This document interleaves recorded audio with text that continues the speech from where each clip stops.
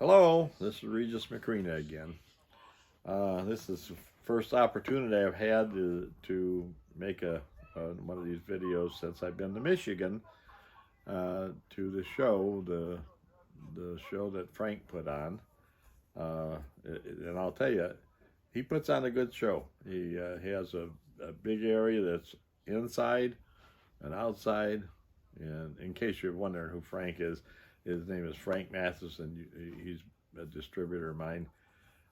He every year he puts this on. I think this was the 22nd year, and it turned out great. Now it rained in the morning, and he has display stuff inside and then outside. The rain kind of hurt the people outside, but by noon it stopped raining, and it got to be pretty good. And it was a good show. It was. I met a lot of people.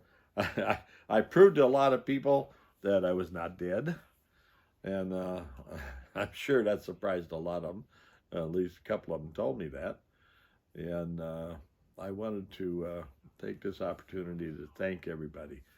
Thank Frank for inviting me.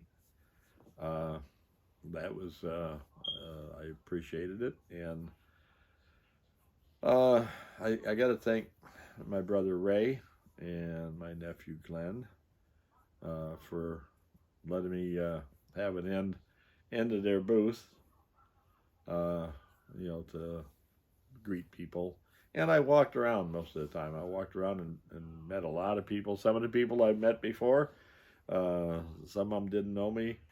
Some of them, had a lot of questions, which I wrote down a lot of the questions. So over the next couple of weeks here, I'll be trying to answer their questions.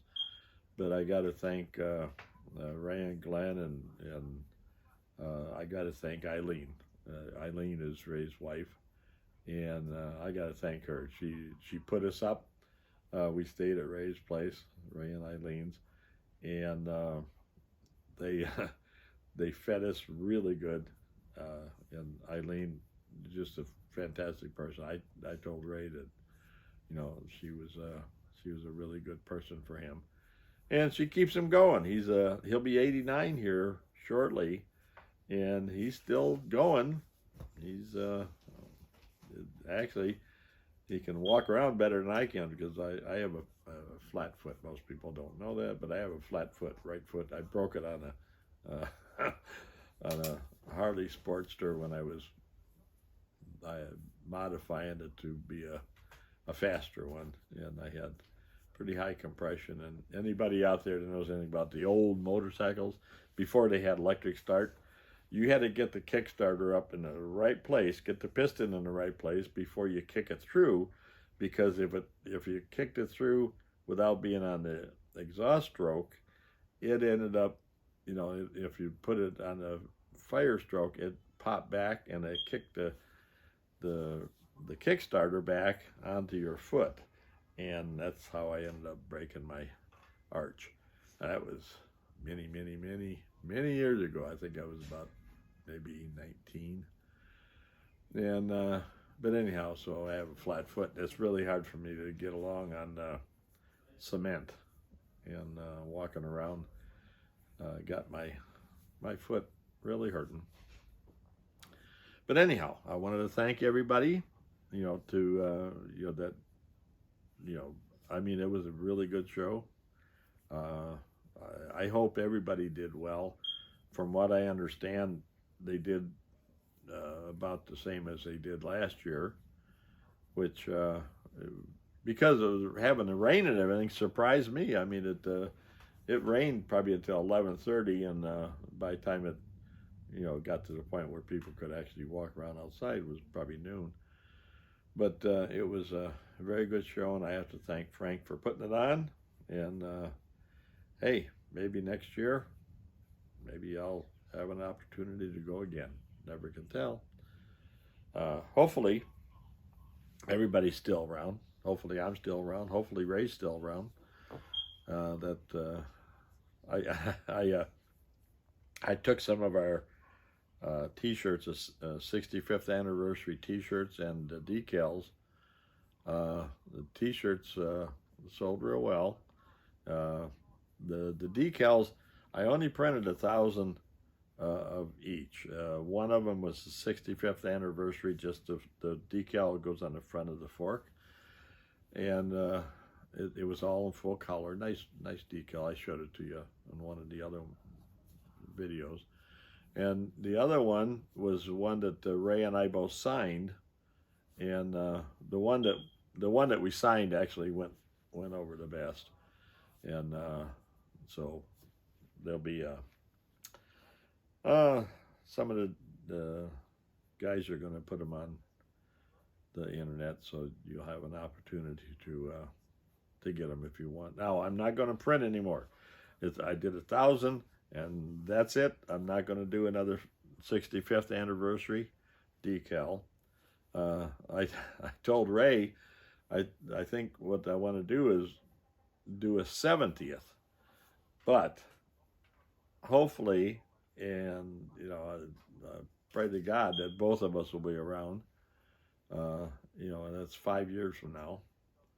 So hopefully that is, that's the next time.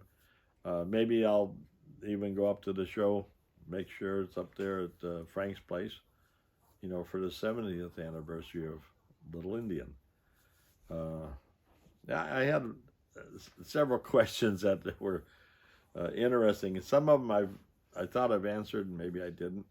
One of the guys came up and he didn't know much about mini bikes. He was a car restorer, and he says that restoring cars are getting extremely expensive. So he thought he would get involved in something that wasn't quite so expensive. And somebody told him that there's a big market in restoring mini bikes, but certain ones. At one point, there was 400 people building mini bikes. Now, we started in 1959. We're the ones that coined mini bike, and we had Lil Indian, and we were the first ones. There, people say that there was other ones. They had a Doodlebug that was made in California, but a Doodlebug was about the size of a Cushman scooter. So it really wasn't. It was for adults, not kids.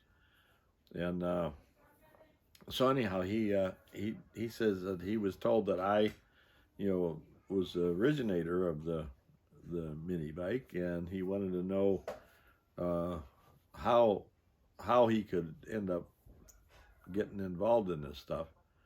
And I told him there's a lot of people restoring them, and the reason they do Lil Indian, it's the oldest one. It goes back to 59. Now, we only built 10 of them in 59.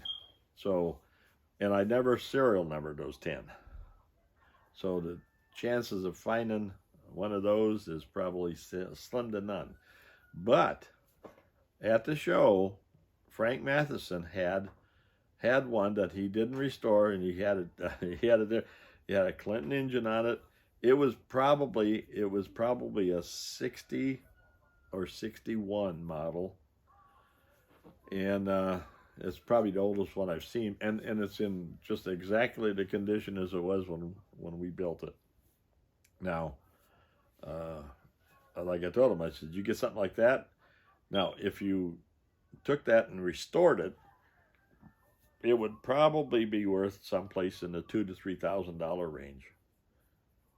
Maybe more, because some of the collectors, there's some of them in foreign countries that, they spend a lot of money to get early ones.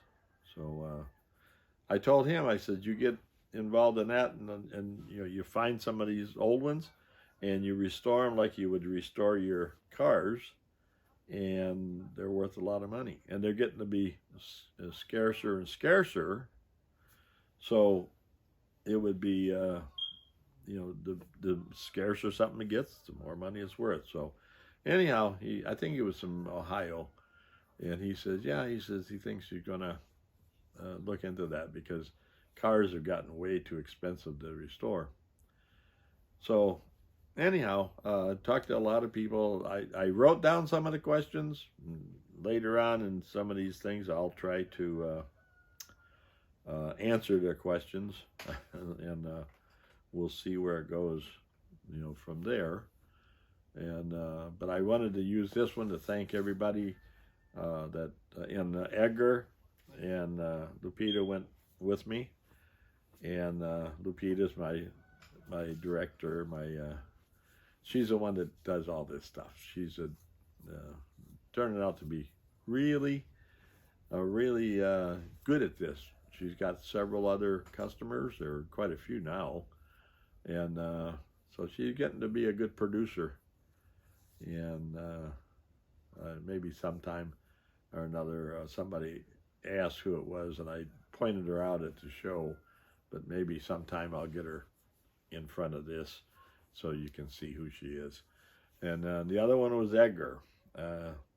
People that know me from Michigan probably know who Edgar was. Edgar was the guy that he ran my E-Code operation in Michigan, and he also helped me produce all the mini bikes and parts and all the stuff that I had a couple of hundred products at one time, and he helped me do all that.